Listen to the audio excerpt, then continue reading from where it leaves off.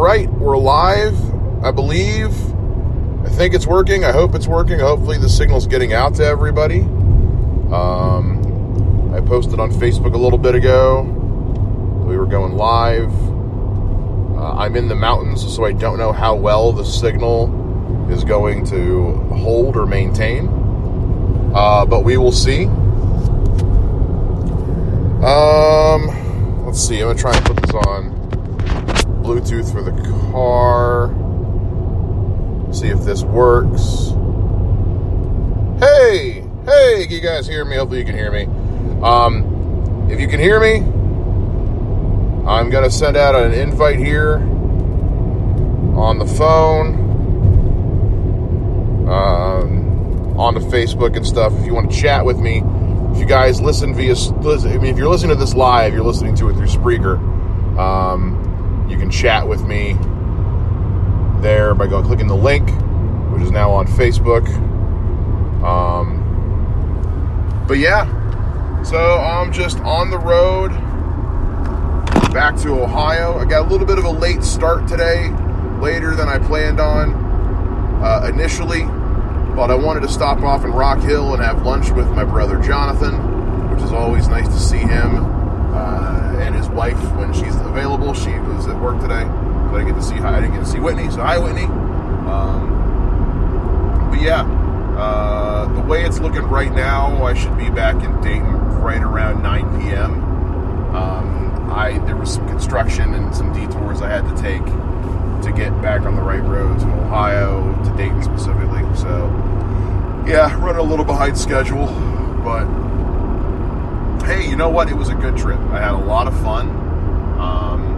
Let's talk about the trip to begin with. So Friday, I got up about 6 a.m., got in the car, loaded up, got gas, and hit the road, and was on my way to Greenwood. I got into Greenwood, South Carolina, about 4 o'clock, and got in the hotel and got settled, rested for a bit.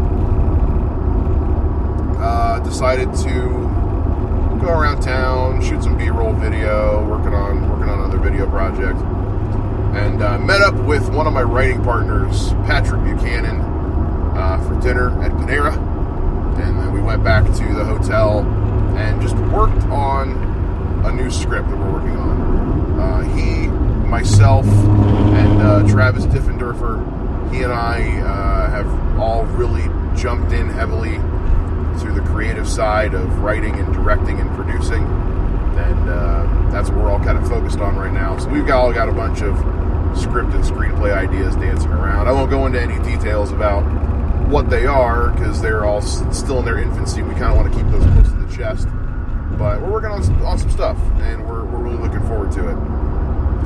But yeah, so Patrick and I worked on a screenplay for a little while. We worked on some storyboarding, and then we went to the bar there in Greenwood, T.W. Boone's, well-known Greenwood establishment, and we just got wasted.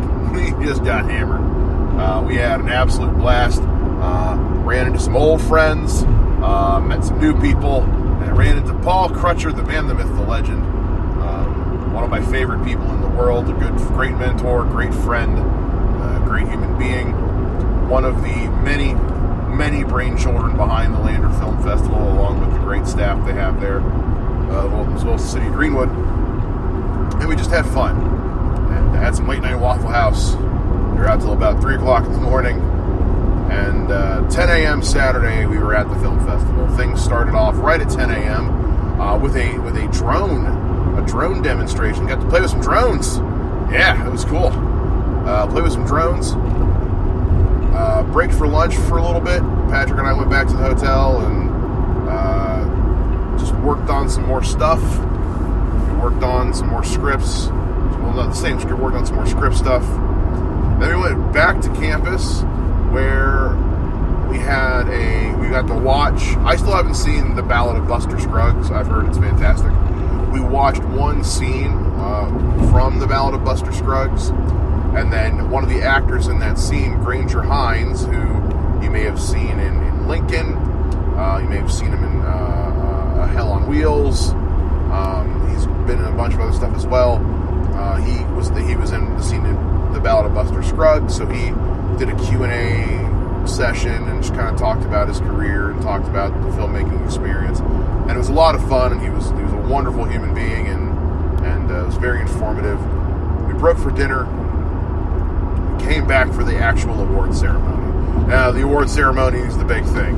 That's where you're going to see the winners, and people are going to get some awards, give some speeches. And this is now the third. Like, I've been entering this film festival since its second year, as it starts to drizzle a little bit here in the mountains. Since its second year, which was my first year at Lander, and I've entered almost every year of the 9 years that I've been a part of it. I think I've entered six or seven. I think closer to 7. But the last few years have really been the only ones where I've like seriously entered. Up until the last couple of years, most of the videos that I would enter were usually kind of just for shits and giggles. They were something funny, more in the lines of like, cheap YouTube content, more or less just fun. The last one that I did while I was still a student there was, I actually did it as a music video for my friend's band, is what that was meant to be. But that was, again, it still wasn't a very serious film. And then I took a break for a couple of years. I was living on my own, broke, busy, didn't have a lot of time on my hands, and kind of was figuring out what I wanted to do. Then, let's see, what did I do after that? After that, in 2017, I entered the film festival again, this time with like serious intentions. I did a 5-minute short docudrama called The Cross at the Gem, which you guys may have seen. That was it was a documentary of sorts. I was telling true stories about the heroin problem in Dayton. I changed the names, things like that, and I introduced this character of this nameless, like, private eye detective character who was kind of the through line through all of these stories, introducing them as if they were cases he had worked, while kind of showing the scope of the city of Dayton. And it was a lot of fun. I had a great time making it. I got to try my hand at composing original music using GarageBand. It was fun. And then last year, 2018, I did a sequel of sorts to that film called Monarch. Now, whereas The Cross at the Gem was about 90% factual, Monarch was 90% fictional. There were still inspirations taken. It was actually more like 95% fictional. There were inspirations taken from true stories. Obviously, the place, Dayton, Ohio, is real. The heroin problem is real. Some names and stuff were changed, but it was mostly just a fictional story featuring the same detective, still a black and white noir film, but really leaned heavily into the noir mystery investigation side of things. And I had a lot of fun. I was very proud of Monarch. There was a 5-minute festival version, and then I wound up cutting together the full, I believe it's 23-minute director's cut version, I guess. The full version of the film. With the more flushed out story, more characters, a lot less voiceover. And I was very proud of Monarch. The problem with Monarch is that I did everything. I wrote it, I directed it, I acted in it, I shot it, I edited it, I did everything, and it was exhausting. I like shooting video. It is not my forte. I am not the greatest photographer or cinematographer. I'm good with a camera, but lenses and angles and things like that, It's not my specialty. It's not where my strengths lie. And you could and so that part of the shooting was exhausting because I'd basically have to frame up the shot on a tripod as best as I could and then go act in front of the camera. So it wound up being having to shoot the same scene like 30 times to get as many angles as possible so it didn't look too static. And at the end of the day, Monarch turned out really good. I was very proud of how the film turned out. But because I was so divided, there were things I didn't get to focus on that I wanted to, like the sound quality and getting some more dynamic camera work in there. And the process of editing Monarch and getting it ready and produced, and we did a screening at the local indie theater. All of that was fun, but it was exhausting. So that by the time I was done, I never wanted to make another film again. I had planned on doing multiple films last year, and I was so burnt by the end of productions with Monarch that I just didn't care anymore, and I tapped out for the rest of the year. So late spring, early summer last year, Robert Yetter, my co-host on Track Record, friend for many years, he built me a custom production computer. I told him what kind of computer I wanted. He figured out the best parts for it. I ordered everything. He put it together for me. Got it running like a champ. And so he had put together this production computer for me, and I was really wanting to make good use of it. I was really wanting to get back into the production of things. And so in the process of getting this new computer set up, I was going through because I had like 5 little 1 terabyte external hard drives, had all kinds of stuff on it. And I was going through and condensing everything down, getting them all into one single big 10 terabyte hard drive, getting everything just really organized. And in doing so, I came across a folder of a bunch of old scripts that I had written. Most of them were unfinished or were just simply concept write-ups. But I came across this little horror film script that I had started years ago, probably 6 years ago. I had started doing it. It was one I was going to do for the film festival, and I just never finished it, and I never did anything with it, and I just forgot about it. And that film was called Vanishing Point. And I was reading through the concepts, and in the time that I've lived in Ohio and done these short films, I've made friends with some very talented people. Two of whom are Travis Foltz and Matt Silver. Travis and Matt are 2 guys who work with me at my day job. Travis is an engineer, and Matt Silver is he's a promotions producer. He cuts promos and commercials and stuff like that. They're both extremely talented cinematographers and photographers. They love that stuff. And Travis makes independent content for YouTube once in a while, and him and Matt go and shoot weddings and things. So, and they're both big horror fans, big movie fans like me. And so when they saw the work I did on Monarch, they said, "Hey man, if you ever want help or want to collab on something, we talked about it often, let us know." And as I was going through this script, the bare bones of a script for Vanishing Point that I had, the more I would think about it, I'd say, this would be something that'd be a lot of fun to get a bunch of people together and really go all out for this thing. Because after doing Monarch, I made a deal with myself, which was, if I ever did another film, I was not going to do everything. I refuse at this point. I don't want to act in my own films anymore. I'll act in films, but I don't want to be the actor of one that I'm making. I said for the next one I do, I pretty much just want to write and direct, and if need be, edit. I like editing. Editing audio is my forte. Editing video I'm fine with. I prefer to edit audio. But I don't mind editing because I kind of like being able to have that creative control. But the writing and the directing is what I really wanted to focus on. And so I talked to Matt and Travis, and I said, "Hey, if I decide to go forward with this script, would you guys be interested and willing to come on as cinematographers and help me get this thing shot?" And they said, "Yeah." Then I talked to Robert. Robert is a far more talented musician than I am. And I said, I want to do this horror film, but it needs a creepy synth doom metal. Like it needs a good score. And he said, I got you, fam. So I wrote the script and I wrote it.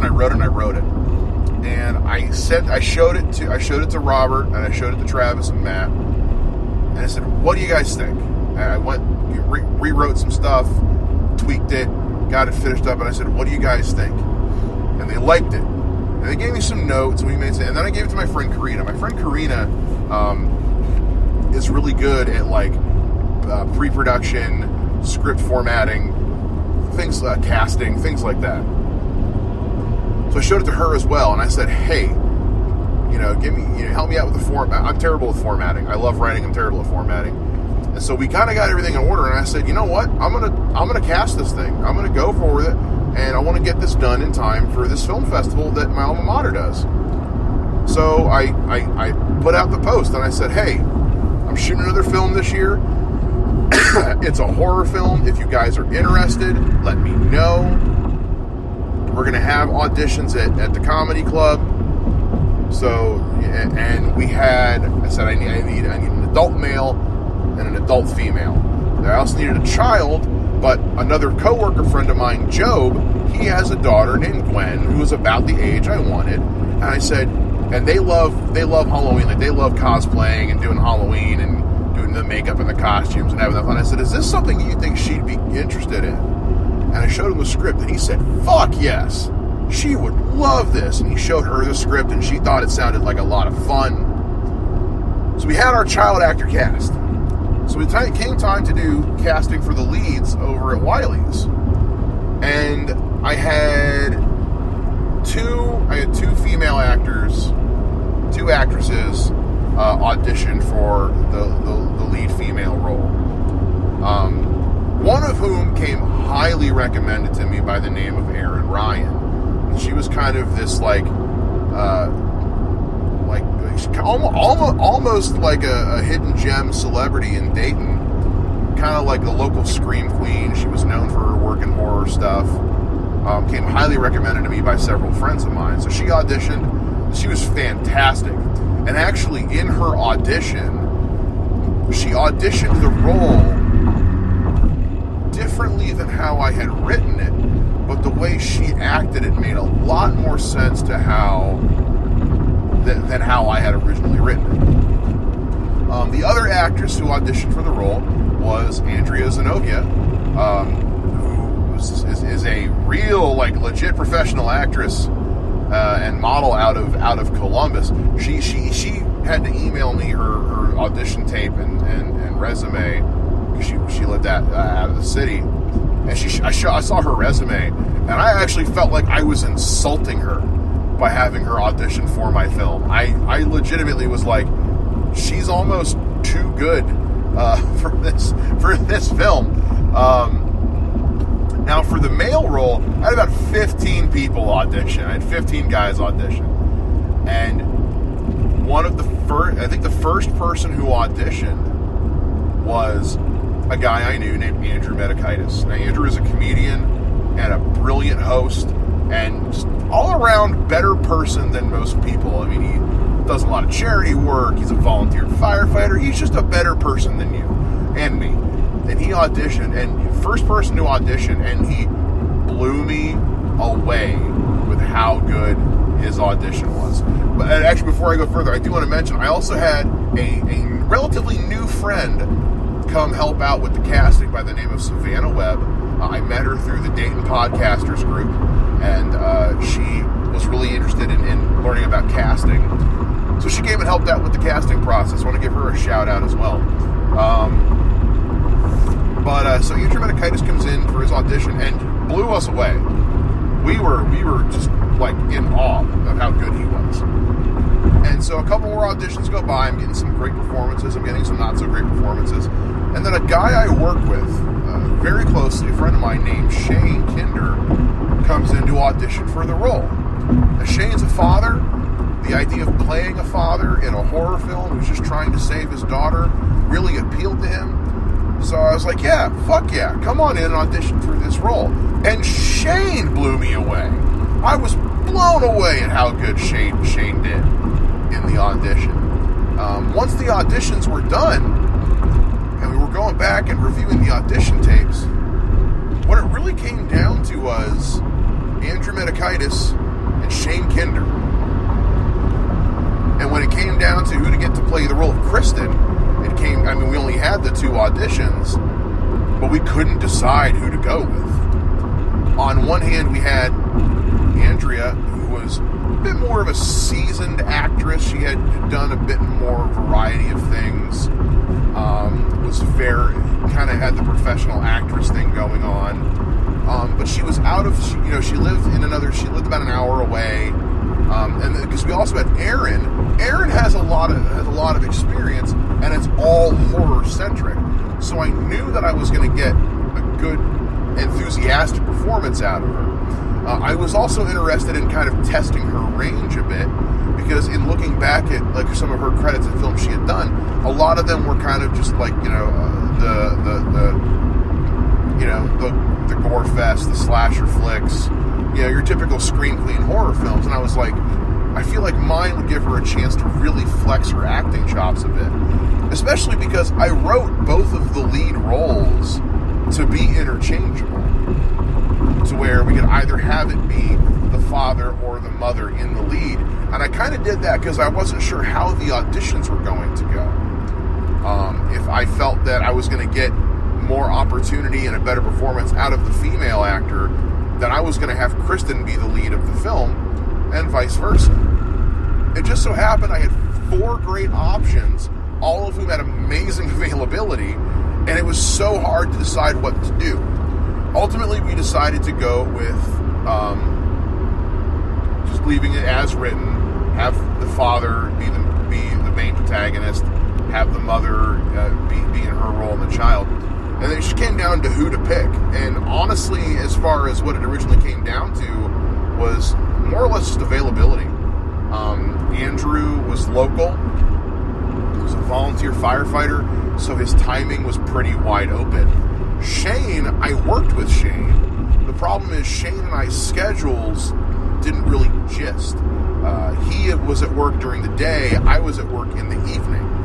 So there wasn't a lot of time where we were both going to be available to shoot.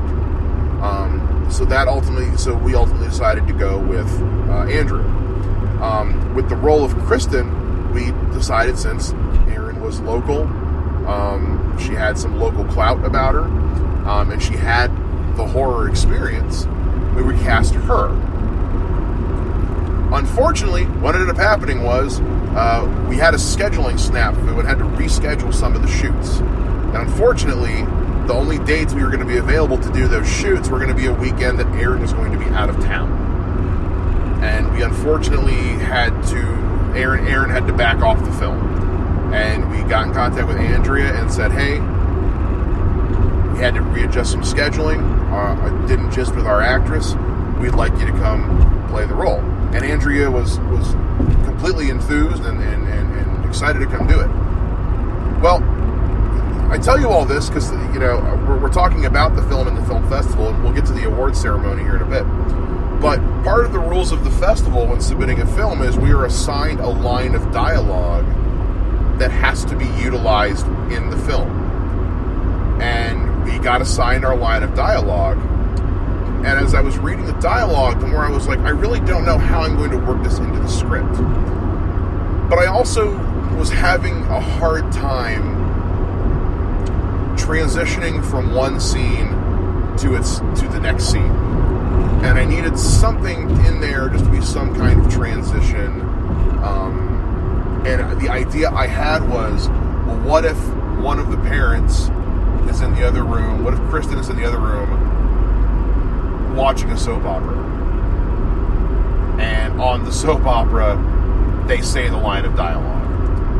So what I ended up doing was, I got in touch with Shane, and I got in touch with Aaron, and I said, hey, I have a way for you guys to still be in the film in a very limited role. Would you be interested? And they both said yes. So what I did is I had them come over to my house, and we basically shot a scene to a fake soap opera where the two of them are being dramatic and having this cheesy violin music in the background. And they, they get the line of dialogue in. I was able to cut that into the film. That gave me my transition. I got my line of dialogue in, and I still got to have my actors. And that was kind of the thing, was I kind of got to have when it came to casting was so brutal for me because I really had a hard time picking who I was going to have. It was excruciating because I had 4 amazing options, 2 for each role. And I kind of got to have my cake and eat it too, because I got to have both my first and second choice for both roles in the film, just in different ways. And it made me so happy that I got to do that. So I had all of my pieces. I had my cast, my camera guys, my composer, and I just got to focus on the writing and the directing, and then once everything was shot together, getting everything cut together the way I wanted it to. I got to utilize all of my skills, and I was forced to use none of my weaknesses, because I got to do some fantastic creative sound work and ADR on this film, which I haven't gotten to do before. It was so much fun. I got to just stand behind the camera and give direction and say, do this, go there, say it like this, now try it again this way, and tell the camera guy how I wanted the shot to be framed, and I got to just be in control, and it felt like such a massive weight lifted off of my shoulders of just getting to just be the creative force behind this film. And we got everything shot with minimal reshoots, and I got everything edited together.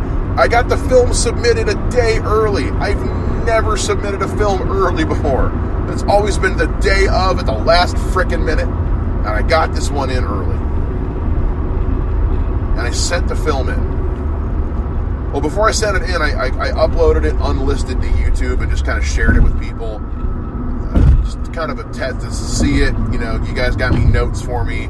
Anything I may have missed, like an editing, because at this point I've been staring at this thing for days. It's like, you see any editing issues or something that maybe I missed or didn't see or didn't pick up on. Minimal notes, minimal corrections here and there. Got the thing under 5 minutes like I was supposed to. I submitted the film. And I waited. Within 24 hours, Paul Crutcher, my friend and mentor from college, who runs the festival, messaged me and he said, dude, like, this is your best work. He said, Mike, this is the best film you've ever submitted. He said it, he's like, I'm not saying that because your stuff was bad. Like, I'm saying objectively, like, this is the best work you've done. I showed the completed film to a few more people, and all of them were coming back saying, dude, like, this is fantastic. I actually had a friend from film festivals past who I showed it to, who messaged me and said, where the hell, where have you been hiding this kind of, like where's this Mike Shea film been after all these years? And here's the thing about me, I don't do well with compliments. I don't do well with personal pride, patting myself on the back, recognition, things like that. Because, like, not to be sappy, but I'm not used to it. I'm used to being the guy who everyone says, "Hey, man, you did a good job. You didn't win or anything, but you were good. You were good." I'm not used to recognition of any kind. But I was getting so much crazy amounts of love for this film. When I got to Greenwood and went to the night before party at the bar and was having basically the reunion moment with all these guys I went to college with, some of whom were working on the festival, so they had seen my film already.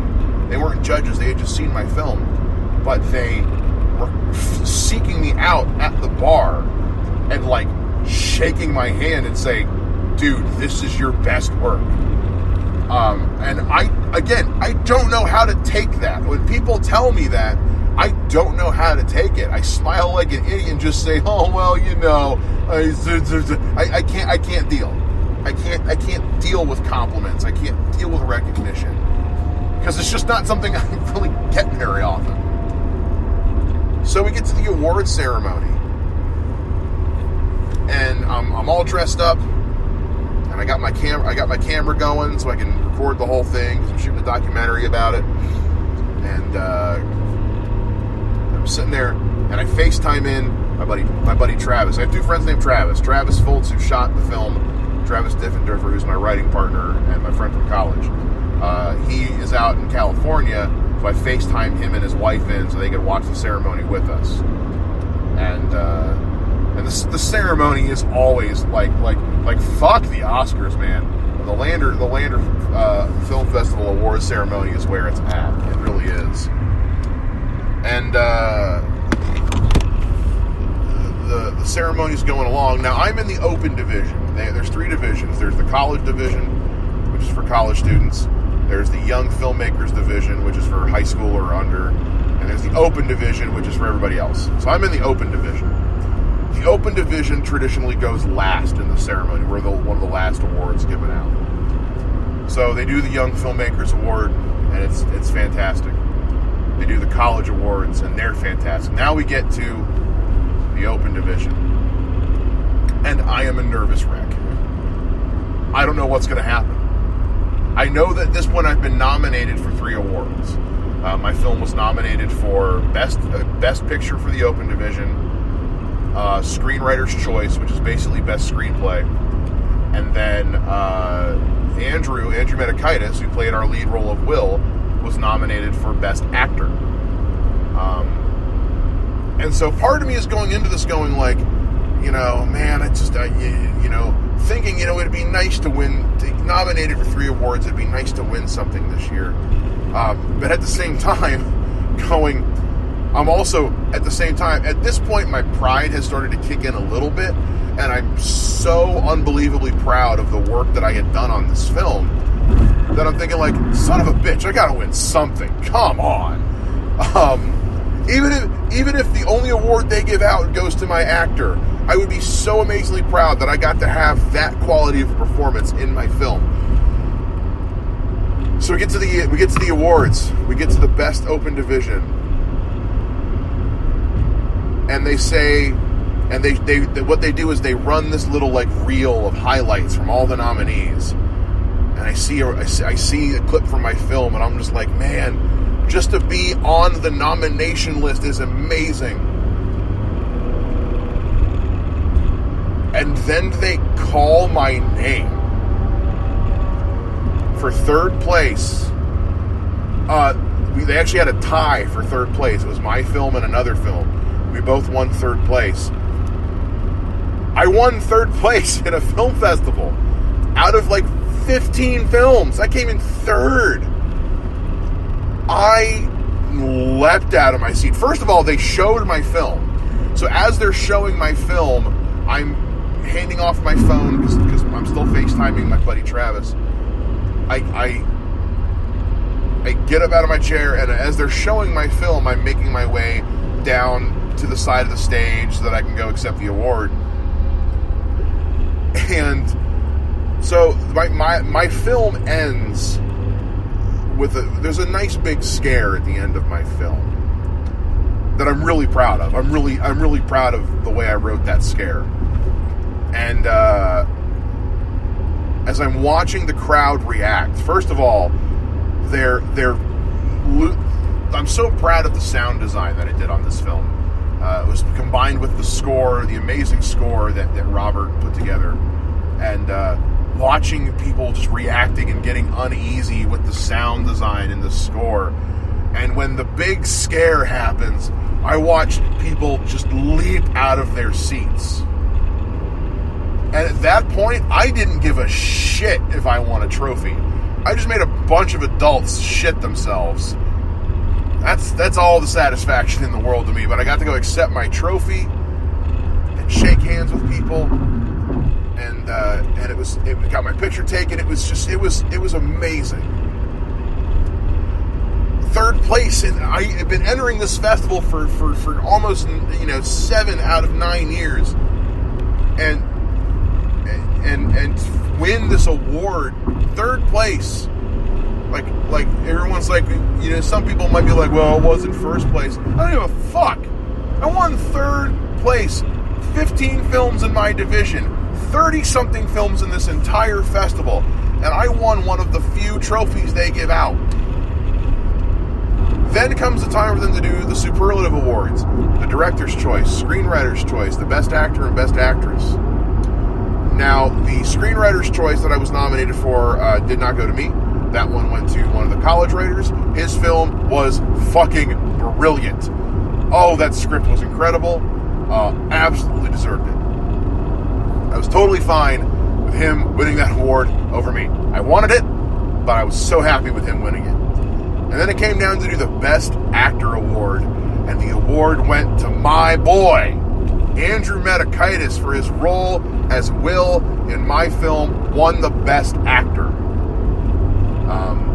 Obviously, Andrew wasn't there to accept the award. I went down, I accepted it on his behalf. I have it with me in the car right now. I'm going to give it to him next time I see him.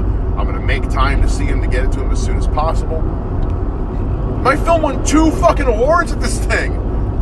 We had out of the 30-something films, my film had the best actor. And we won third place in my division. And not only that, there are things they don't give awards out for at our ceremony that I kind of wish they did. That people were telling me during the reception, like, if there was an award for, like, music and sound design, like, your movie would have fucking won it.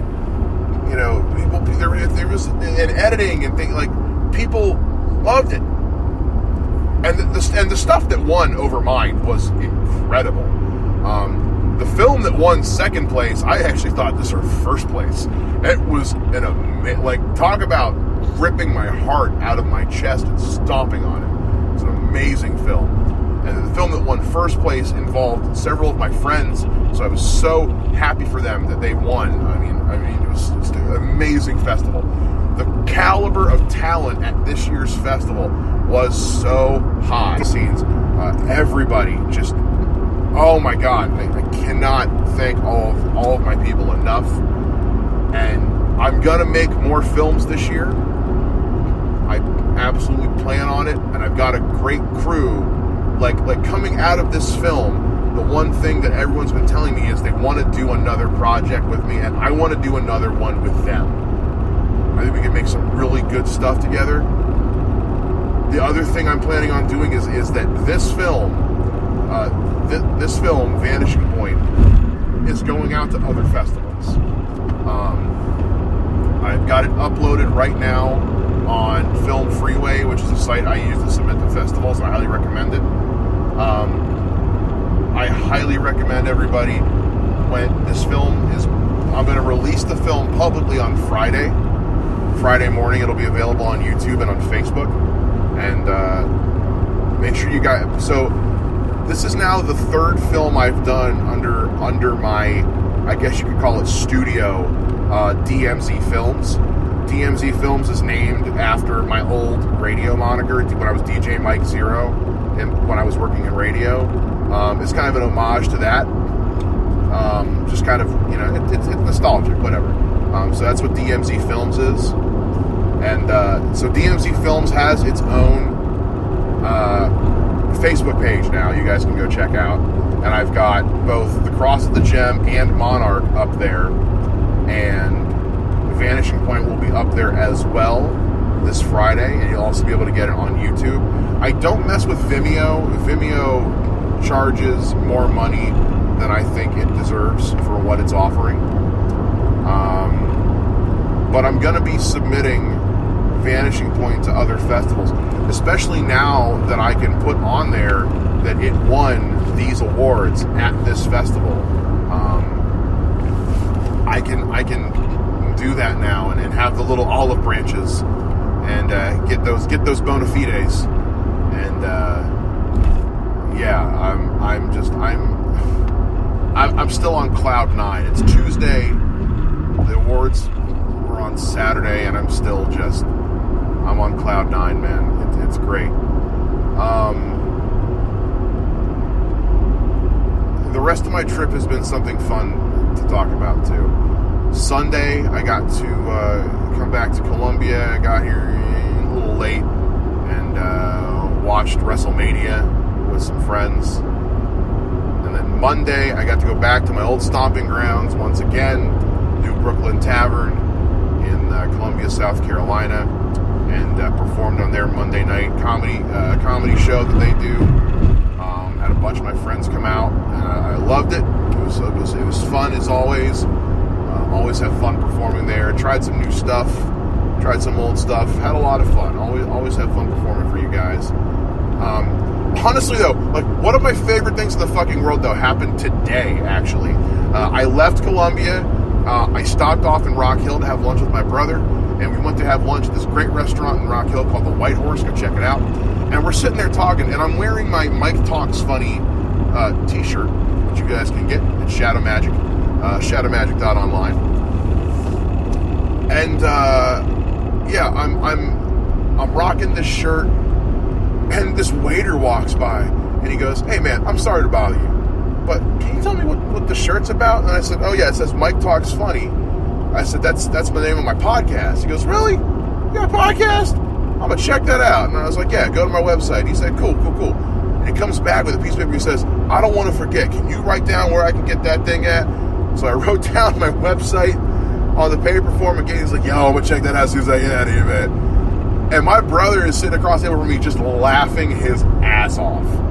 He is laughing his ass off. And I am too. Because it's like, son of a bitch. Like, I just need to wear this shirt everywhere I go from now on. Because it officially worked, I guess.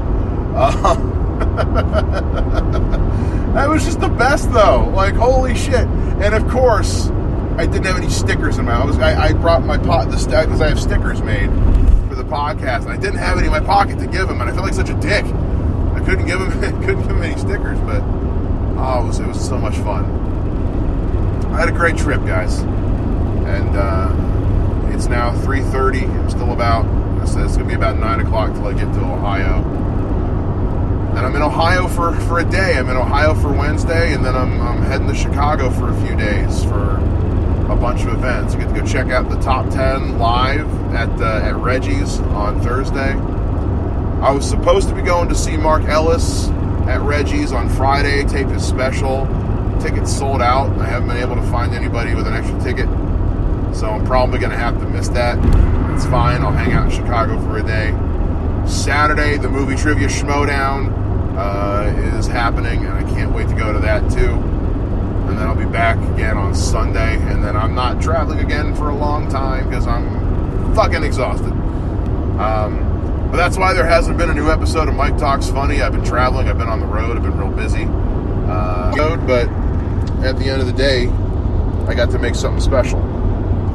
And, none of this stuff would have been possible without a lot of you crazy sons of bitches believing in me and supporting me, and I can't tell you how much I appreciate it.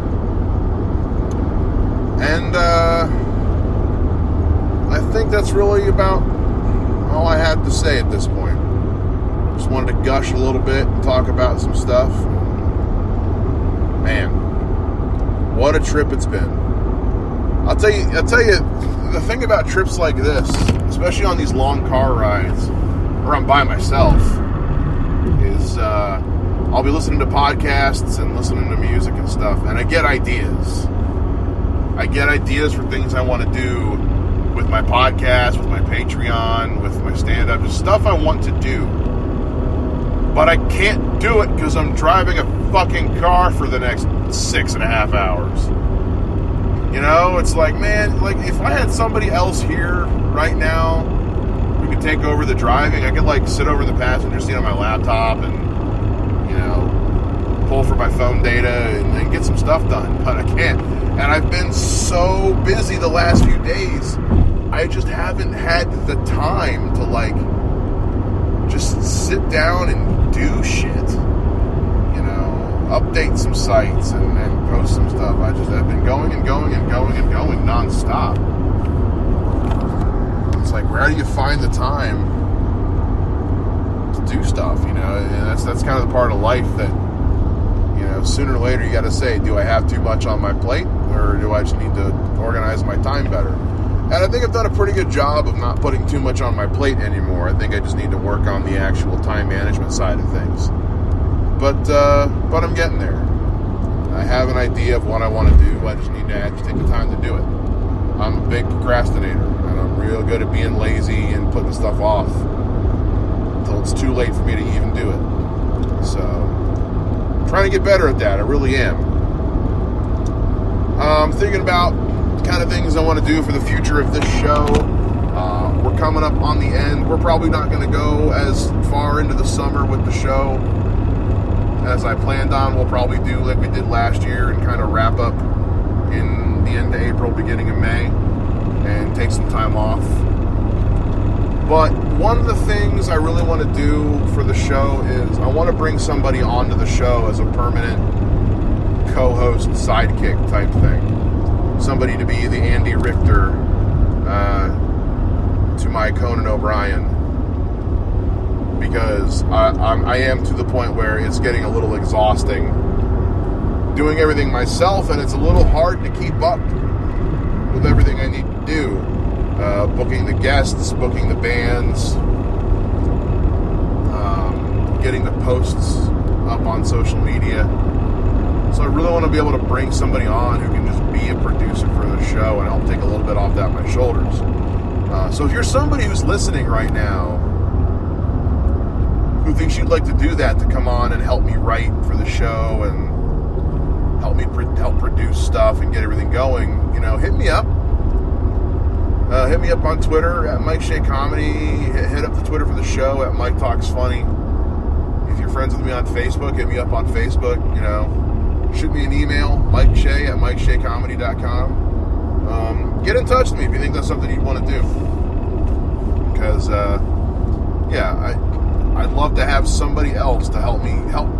I honest to God, I do better on things when I have other people to work off of. Again, going back to the film, part of the reason the film turned out as good as it did is because I had other people to bounce ideas off of, to workshop things with, to really kind of stretch out my muscles a bit as far as creativity goes, and get some fresh ideas, so that they're not all having to come from me, because I am not an endless well of ideas. I run out of them eventually. So I'd like to bring somebody else onto the show to help me with that. And maybe that means the show gets a new name. Maybe that means, who knows what that means, but that's what I'd like to do with the show. But we'll see. We'll see. I'm about to go through the mountains here, in the winding, twisting mountains. Might lose signal at some point, so I think I'm going to call it a day for here. I might pop back on, do another live stream here later on as it gets later into the drive, but for now I'm going to take a break, listen to some stuff, and thank you guys for tuning in with me, and talk to you guys again soon.